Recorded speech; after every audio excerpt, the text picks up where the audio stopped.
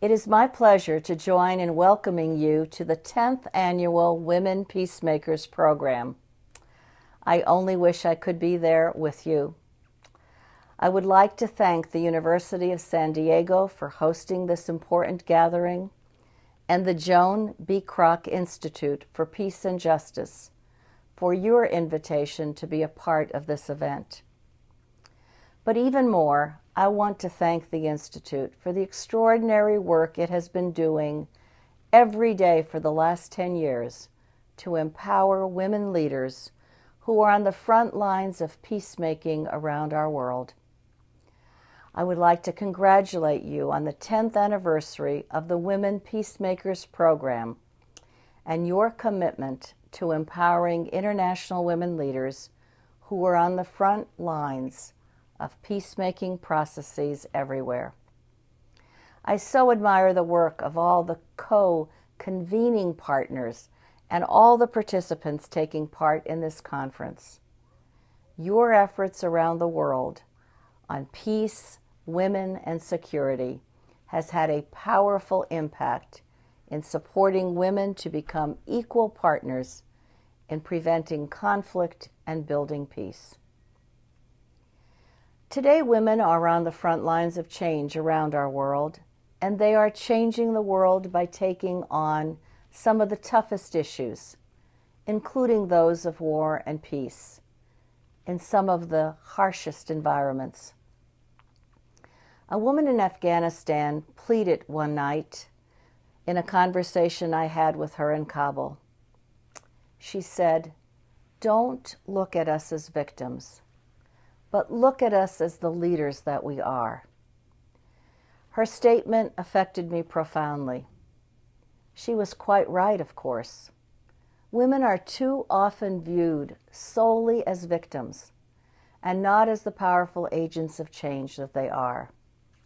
It is true of women all over the world, from Sri Lanka to Colombia, and it is without question true of all of you. You are leaders, and you are doing the hardest work of peace building. We are committed to working together to address the barriers you face in doing that work, from inequitable legal systems and threats to your security, to exclusion from negotiations and other important deliberations. Despite the historic passage of the United Nations Security Council Resolution 1325 and the efforts of so many, including many in this room, women are still largely shut out of the negotiations that seek to end conflicts, as well as the decision-making processes that shape post-conflict reconstruction.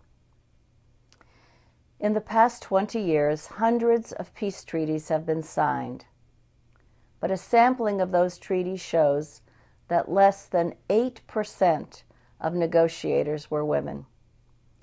At the same time, more than half of all the peace agreements fail within 5 years. Women's voices are just as vital in matters of international peace and security as are men's. Including women is the right thing to do. It is the smart thing to do. Including women and the experiences, talents, and perspectives they bring to conflict prevention and the promotion of just and sustainable peace, to the protection of civilian populations, is absolutely essential to international peace, security, and stability. That is why, in December of last year, President Obama launched the first ever United States National Action Plan on Women, Peace, and Security. It lays out a comprehensive roadmap to accelerate and institutionalize efforts across the United States government to advance women's participation in making and keeping peace. This National Action Plan represents a fundamental change in how we will approach our diplomatic, military, and development support to women in areas of conflict. by ensuring that women's perspectives and considerations of gender are always part of how the United States approaches peace processes, conflict prevention, the protection of civilians, and humanitarian assistance.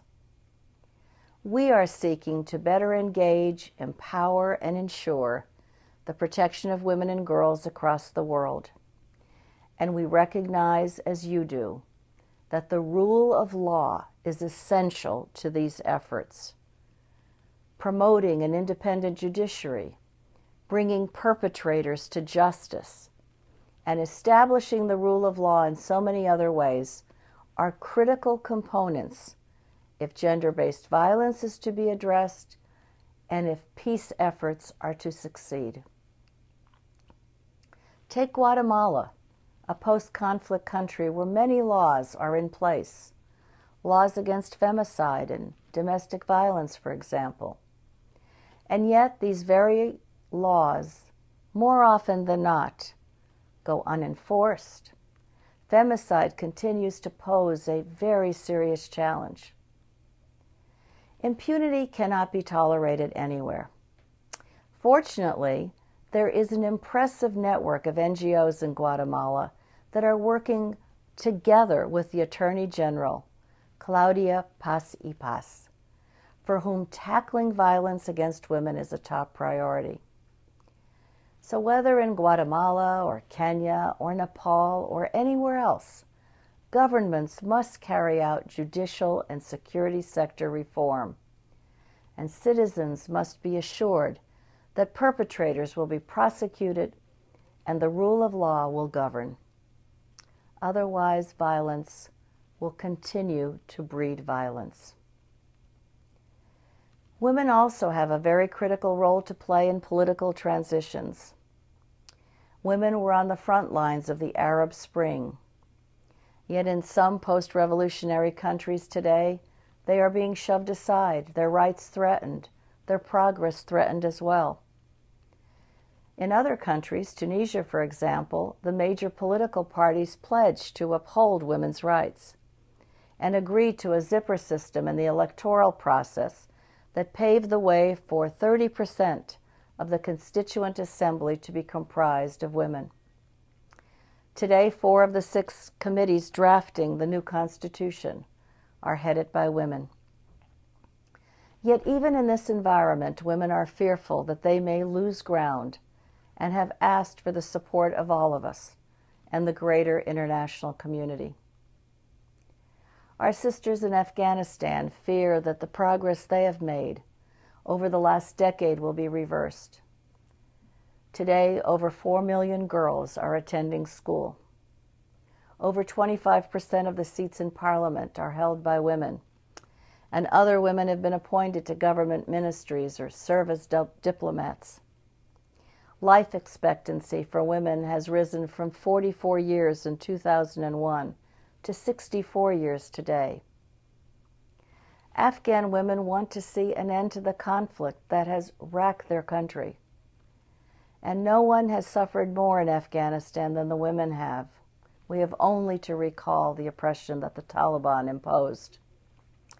They want to be, they need to be, fully engaged in the peace and reconciliation process.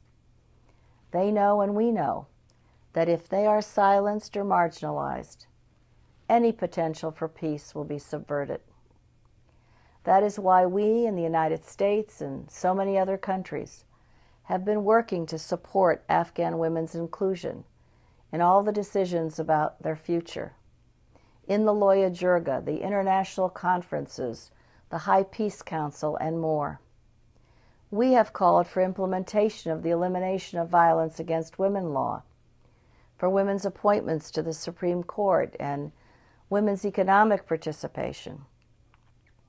The role of Afghanistan's women will be critical during this transition, and it will say much about Afghanistan's future.